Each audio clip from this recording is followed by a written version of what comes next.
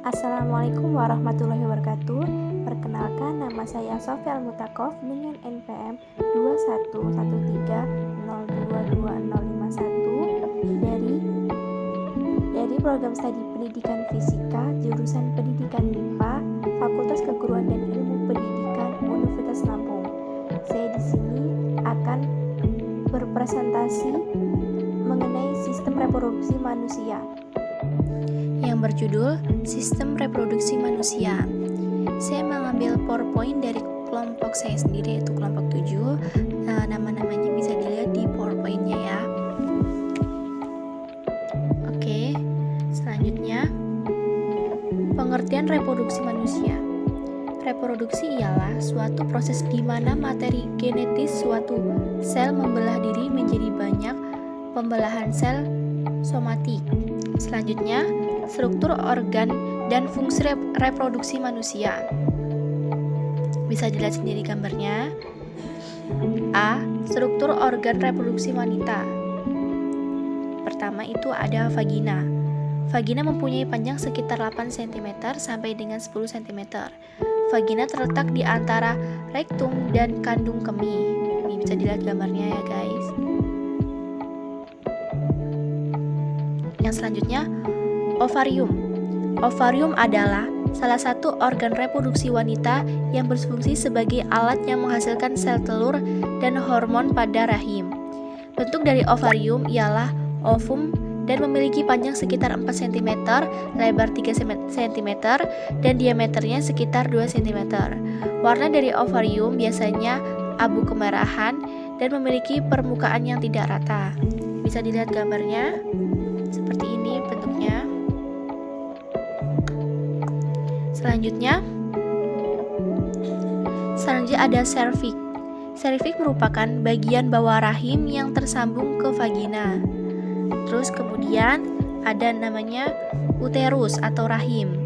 Uterus merupakan organ kompleks yang termasuk ke dalam bagian dari sistem reproduksi pada wanita. Selanjutnya ada endometrium. Endometrium ialah lapisan terdalam pada bagian rahim dan merupakan tempat untuk menempelnya ovum yang telah dibuahi. Bisa dilihat seperti ini struktur organ reproduksi pada wanita ya. Selanjutnya, struktur organ reproduksi laki-laki. Yang pertama ada skrotum. Skrotum atau yang biasa disebut dengan kantung pelir ialah kantung yang terdiri dari kulit dan otot yang berfungsi untuk melindungi testis atau buah zakar. Selanjutnya ada testis. Testis merupakan organ reproduksi jantan yang memiliki fungsi menghasilkan sel kelamin. Bisa dilihat sendiri gambarnya seperti apa. Selanjutnya ada epididymis.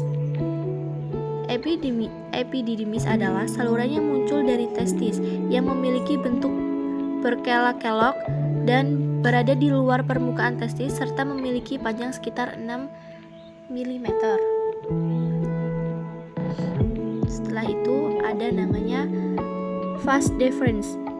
Vas deferens adalah saluran lurus yang mengarah ke atas yang merupakan kelanjutan dari sebuah epididymis dan pada ujung saluran berada di dalam kelenjar prostat.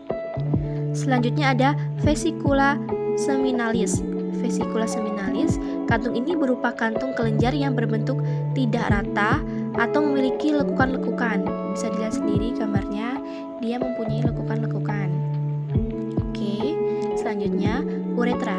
Uretra adalah saluran yang berada di sepanjang penis dan mempunyai lubang keluar di ujung penis. Jadi, uretra ini itu saluran yang berada di penis dan mempunyai lubang. Bisa dilihat sendiri gambarnya seperti apa. Selanjutnya, kelenjar prostat. Kelenjar prostat terdapat di bagian bawah kandung kemih. Kelenjar ini hanya terdapat pada pria dan tidak ditemukan pada wanita. Kelenjar prostat mengalami 2 kali pembesaran, yaitu pada saat pria sedang pubertas dan ketika mulai memasuki usia 30 tahun. Bisa dilihat sendiri gambarnya seperti apa ya. Selanjutnya adalah kelenjar Koper atau kelenjar Pulpotra.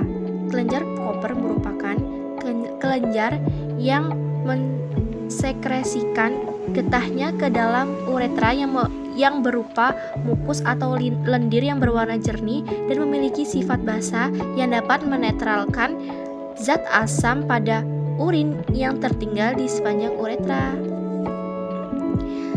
Bisa dilihat sendiri gambarnya. Ini adalah kelenjar Koper. Yang selanjutnya ada penis. Bisa dilihat sendiri gambarnya seperti apa.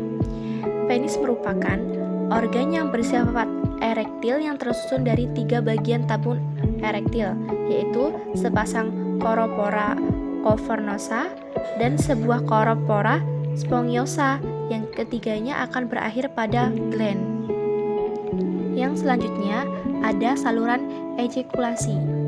Bisa dilihat gambarnya seperti apa. Berada di sini ya.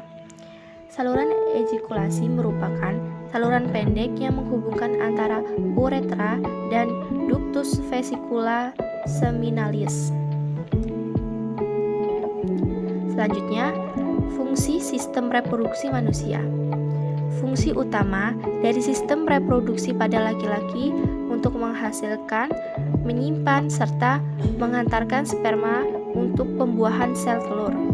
Sedangkan pada sistem reproduksi wanita yang berfungsi menghasilkan sel telur dan sebagai tempat tumbuh kembangnya janin. Jadi dua fungsi tersebut dapat saling melengkapi dalam sebuah proses reproduksi. Berikut adalah penyakit pada sistem reproduksi manusia. Yang pertama ada endometriosis. Yang kedua ada kanker serviks.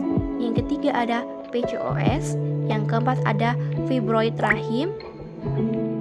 Yang kelima ada gonorea dan chlamydia. Yang keenam ada HIV atau AIDS. Yang ketujuh ada disfungsi seksual. Upaya pencegahan penyakit pada sistem reproduksi manusia. 1. Menggunakan celana dalam yang berbahan katun dan bertekstur lembut. Hindari bahan yang bersifat panas, kurang menyerap keringat, dan berbahan ketat, misalnya jeans. Yang kedua, biasakan membilas dengan bersih organ reproduksi setiap selesai buang air kecil maupun buang air besar. Selanjutnya, keringkan sisa air yang masih menempel di kulit dengan menggunakan tisu atau handuk hingga benar-benar kering. Ini akan dapat mengurangi risiko terjadinya infeksi oleh jamur pada bagian organ reproduksi. Yang ketiga, mengganti celana dalam minimal 2-3 kali sehari. Yang keempat, memotong rambut yang ada di daerah organ reproduksi apabila sudah panjang, karena apabila terlalu panjang akan menjadi sarang kuman.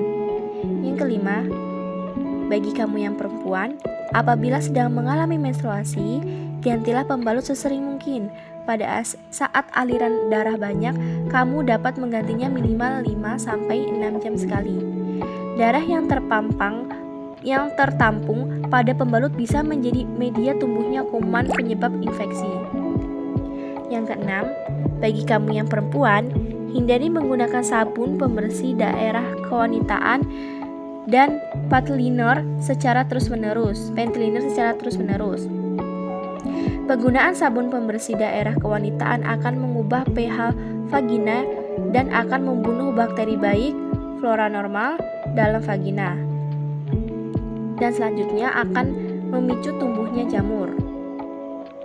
Yang ketujuh, rajin berolahraga dan banyak mengkonsumsi buah dan sayur. Selain bermanfaat bagi kesehatan, juga dapat mencegah terjadinya infeksi organ reproduksi oleh jamur. Yang kedelapan, hindari pergaulan bebas yang menjerumuskan ke dalam seks bebas. Sekian, terima kasih. Inilah presentasi dari saya. Atas kekurangannya saya mohon maaf. Sekian, wassalamualaikum warahmatullahi wabarakatuh.